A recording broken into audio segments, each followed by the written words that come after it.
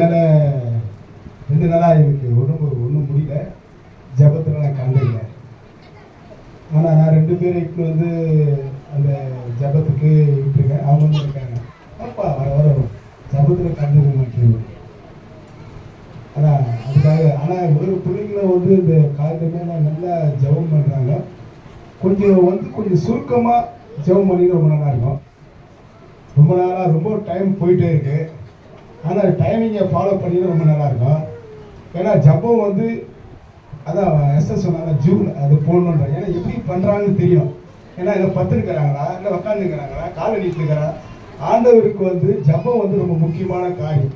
ஏன்னா வந்து அடக்கம் உடக்கம் இருந்து அந்த 1 மணி நேரம் வந்து அழகாக உக்காந்து அதை கேட்கணும் ஜபம்ன்றது. ஏன்னா வந்து ஜபத்துக்கு ஒரு அசட்டை பண்ணி பத்துக்குன்னு தலைக்காணி மேலே வச்சுக்கின்னு தூக்கின்னு அதெல்லாம் இருந்தால் நல்லாவே இருக்க. அது ரொம்ப ஜபம் சாட்சி வந்து ரொம்ப முக்கியமானது. ஏன்னா ஒரு பொண்ணு பார்த்தீங்கன்னா ஒரு வசனம் நான் ஆட்டோவில் போயிட்டு இருக்கேன். அந்த பொண்ணு வந்து தற்கொலை பண்ணிக்கு போகிறான்.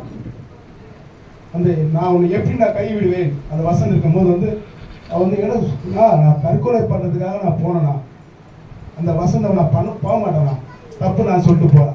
அது எவ்வளோ பெரிய அதிசயம், சாதாரண விஷயம் அதெல்லாம். அதேமாரி வந்து எங்கள் மனைவி கூட உடம்பு சரியில்லை. ரொம்ப நான் கூட திட்டுவேன், சபைக்கெல்லாம் போறிய இது சர்ச்சைக்கு வரி இவ்வளோ வருஷமா வரி ஒருத்தரையாவது இட்டுன்னு வரியா, உங்கள் கம்பெனி வந்து யாரும் இட்டுன்னு வரீங்களான்னு கேட்கணும். ஆனால் 2 பேர் இட்டுன்னு வந்திருக்காங்க. அந்த திருவத்தூர் வந்து வராங்க. அவங்களுக்கு நல்லா ஜபம் பண்ணிங்க. அதுக்காக ரொம்ப அதேமாதிரி குமார் பிரதர் கூட நான் ஜபிச்சேன். அந்த கால் வலியில் இருக்கக்கூடாதுன்னு பார்த்தா நீ கால் அடிச்சு சப்பையாக இருக்குது, காலில் அடிக்க இல்லாத இருக்குது. கர்த்தர் நாம் சொல்கிறோம், கர்த்தருக்காக கர்த்தர் நாம் சொல்கிறோம்.